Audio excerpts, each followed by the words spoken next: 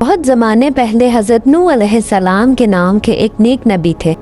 حضرت نوح علیہ السلام دن رات محبت سے لوگوں کو سمجھاتے، صرف اللہ کی عبادت کرو اور برے کام چھوڑ دو، لیکن بہت سے لوگ ان کی بات نہیں مانتے تھے۔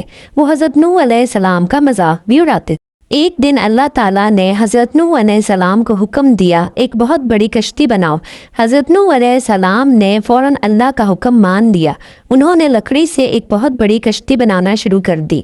لوگ ہنس کر کہتے، خشک زمین پر کشتی کیوں بنا رہے ہو؟ لیکن حضرت نوح علیہ السلام کو اللہ پر پورا بھروسہ تھا۔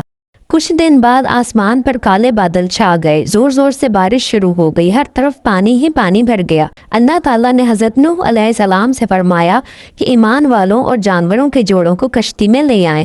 ہاتھی، شیر، پرندے، بکریاں اور چھوٹے چھوٹے خرگوش سب کشتی میں آ گئے۔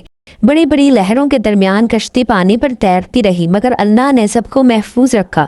کئی دن بعد بارش رک گئی، پانی آہستہ آہستہ کم ہونے لگا اور کشتی ایک پہاڑ پر ٹھہر گئی۔ حضرت نوح علیہ السلام نے اللہ تعالیٰ کا شکر ادا کیا۔ تو پیارے بچوں، ہمیں ہمیشہ اللہ پر بھروسہ کرنا چاہیے، اس کے حکم ماننے چاہیے اور صبر سے کام لینا چاہیے۔